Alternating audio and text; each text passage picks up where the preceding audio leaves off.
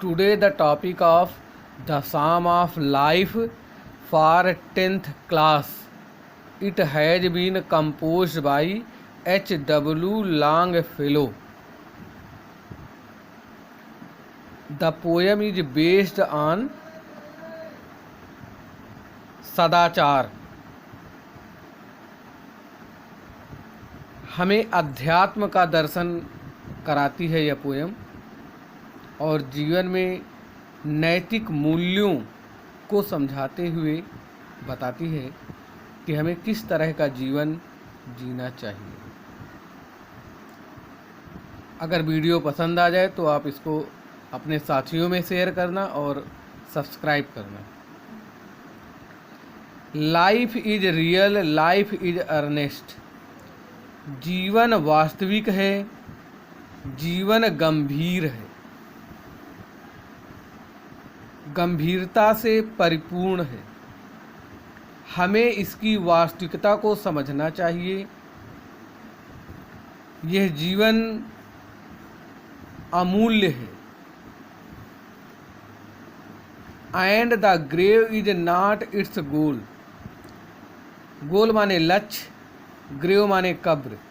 इस जीवन का लक्ष्य कब्र में जाना ही मात्र नहीं है, यानी कि केवल मरना ही शरीर का उद्देश्य नहीं है, बल्कि ईश्वर ने हमें यह शरीर इस संसार में कार्य करने के लिए बनाया है।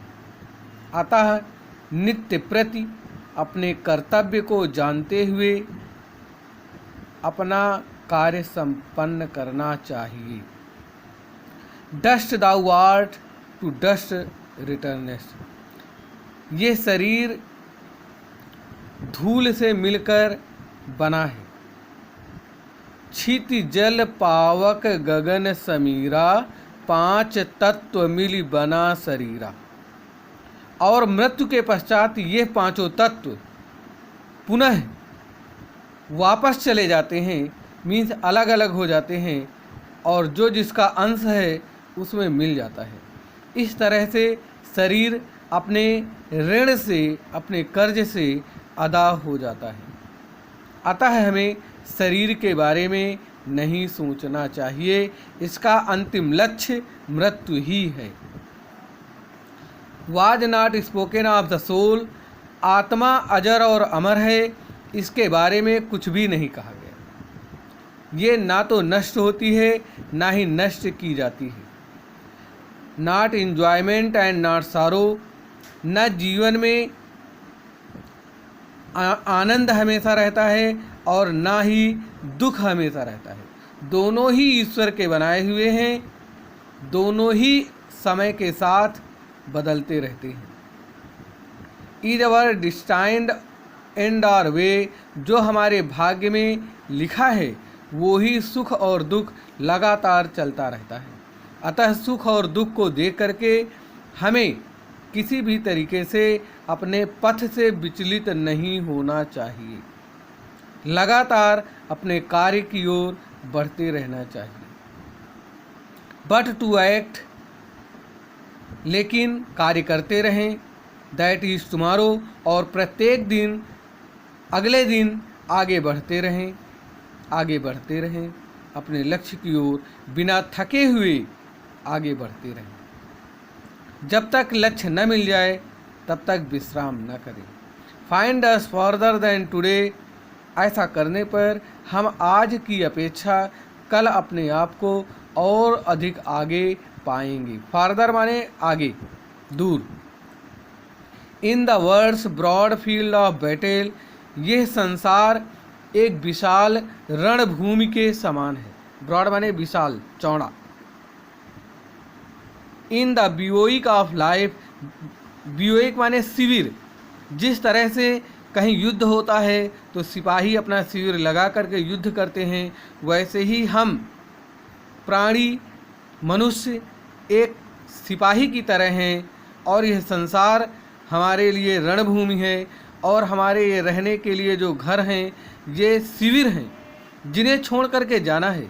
यानी कि मरने के पश्चात हमें इस संसार से पुनः गुजर जाना है। बी नॉट लाइक डम्ब, हमें उन गूंगे जानवरों की तरह नहीं होना चाहिए जो हाँकने से चलते। कैटल माने मवेशी, जो हाँकने से चलते, यानी कि हमें स्वयं पर अनुशासन रखना चाहिए, क्योंकि अनुशासन ही सफलता की कुंजी है। Be a hero in the strife, strife माने संघर्ष, जीवन रूपी संघर्ष में हमें हीरो होना है। हीरो का मतलब सफल होना है, सूरवीर होकर के आगे जाना है। Let's then be up and doing, चलो अब उठ खड़े हो जाओ और कार्य करो। जीवन के बंधनों से घबराओ नहीं। यह शरीर दैवीय है, इसका कोई अंश बर्बाद नहीं होने वाला है। शरीर नष्ट होता है, आत्मा नहीं। विद अ हार्ट फॉर इनफेट, जो भी किसी व्यक्ति के, यहाँ पर हार्ट का मतलब व्यक्ति से है, जो भी किसी के भाग्य में लिखा होता है वो ही होता है। विधाता का लिखा हुआ कभी टलता नहीं, अतः हमें मृत्यु से घबराना नहीं चाहिए। स्टिल अचीविंग, लगातार प्राप्त करते रहें। स्टिल परसीविंग, लगातार आगे बढ़ते रहें। Learn to labour and to wait, परिश्रम करना सीखें और प्रतीक्षा करना सीखें जब तक लक्ष्य की प्राप्ति ना हो जाए।